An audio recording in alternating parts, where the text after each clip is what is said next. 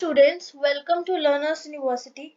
My name is Rupal Kaur Anand, and in today's class, we will continue chapter number third of class 8 Social Science History of a book Our Past 3.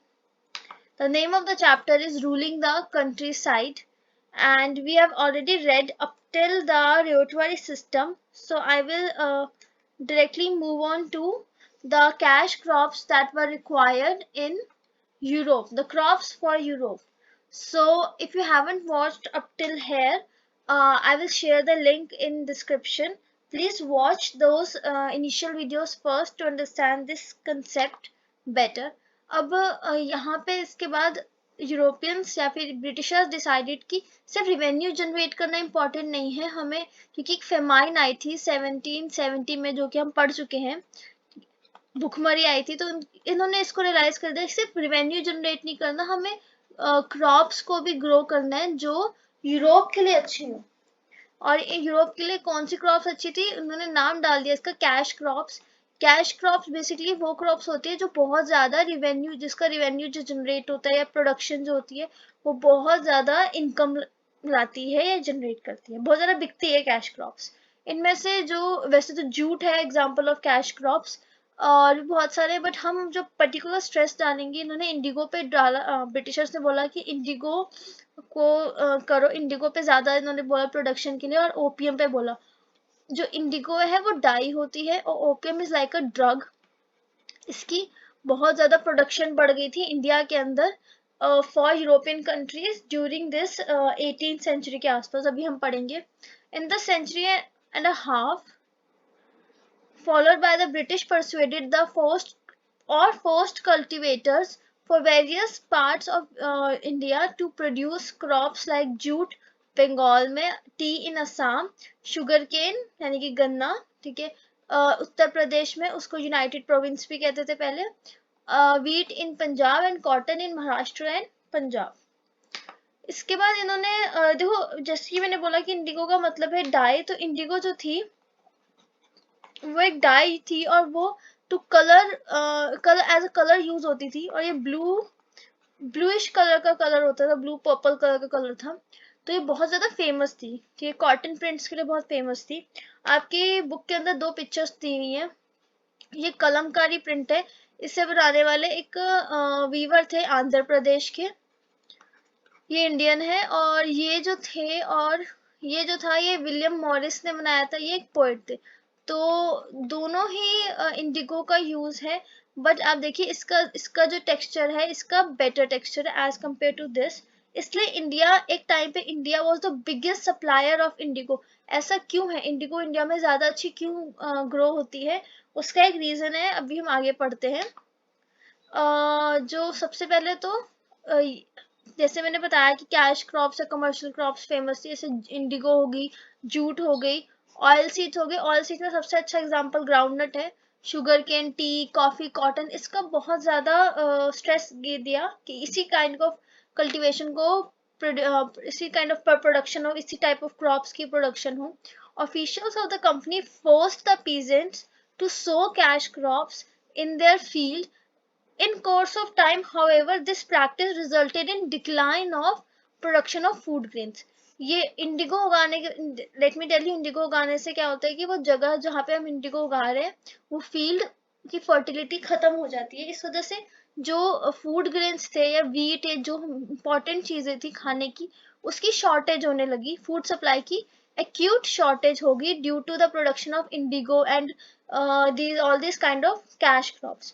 Indigo को हिंदी में नील कहते हैं, जैसे कि मैंने बोला था कि ब्लूइश कलर का वो होता है, पहले के टाइम पे हमारे घर में भी पड़ा होता था कि इससे क्लीन भी हो जाते थे कपड़े। बाकी ये टेक्निकली ये उसके लिए यूज होता है, मतलब एज अ प्रिंट करने के लिए, जैसे हमने पीछे अभी देखी है आंध्र प्रदेश की ये वाली फुटेज, इसमें इंडिगो ही यूज किया है। आगे देखते हैं। अच्छा, अब मैंने बताया था कि इंडिगो इंडिया में अच्छी क्यों ग्रो होती है, क्योंकि इंडिगो ट्रॉपिकल एरियाज में ज्यादा अच्छी ग्रो होती है। अब ये ट्रॉपिकल एरियाज कौन से होते हैं, जो गर्म एरियाज है, जो ये हमारी इक्वेटर है, इसे इक्वेटर, इक्वेटर के साथ वाले एरियाज। अब जो हमारी इंडिया है वो सबसे ज्यादा इंडिया में इसलिए ग्रो होती है कि इंडिया में इक्वेटर से हम बहुत क्लोज है इक्वेटर के, इसलिए हमारा ट्रॉपिकल जोन में हमारी कंट्री आती है। नीचे की सारी जो सदर्न पार्ट है वो ट्रॉपिकल एरियाज में आते हैं, तो इसलिए इंडिया में ज्यादा अच्छी ग्रो होती थी इंडिगो। अब बाय 13th सेंचुरी बहुत पहले से ही इंडिगो ग्रो हो रही थी इटली में, फ्रांस में, ब्रिटेन में एज अ डाई। ठीक है, सिर्फ बहुत small amount of Indian Indigo जाती थी यूरोपियन मार्केट में, और इसका प्राइस भी बहुत ज्यादा हाई होता था, और ये बहुत अच्छी है, बहुत ज्यादा यूनिक और बहुत अच्छी क्वालिटी की होती थी।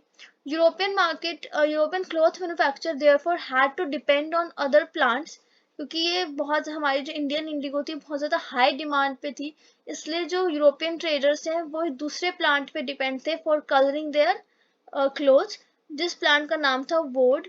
अब ये जो वोड है ये क्यों यूज होता था, टू कलर देयर क्लोथ्स। ये वॉयलेट कलर का हो, ये वॉयलेट बना देता था और ब्लू बनाता था, ये कुछ ऐसा दिखता था। ये इट्स अ वोड प्लांट।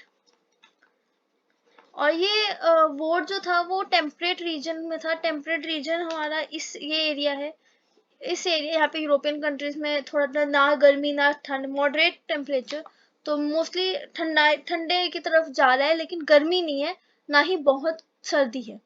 तो जो टेम्परेट जोन है वही होता था यूरोपियन कंट्रीज में, तो इसलिए वोड ज्यादा अवेलेबल होता था। बट प्रॉब्लम ये थी कि जो वोड प्रोड्यूस करते हैं वो पेल और डल होता था। वोड का जो कलर होता था वो बहुत पेल कलर का होता था, बहुत डल टाइप का होता था। It was grown in northern Italy, France, and other parts of Germany and Britain. Worried from the competition from indigo, board producers in Europe pressurized government to ban the import of indigo.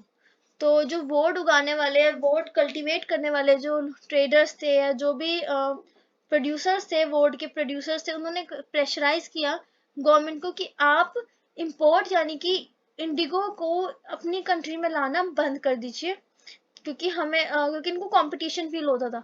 Because vote जो था वो पेल था और Indigo बहुत ज्यादा refine और बहुत सुंदर कलर देता था।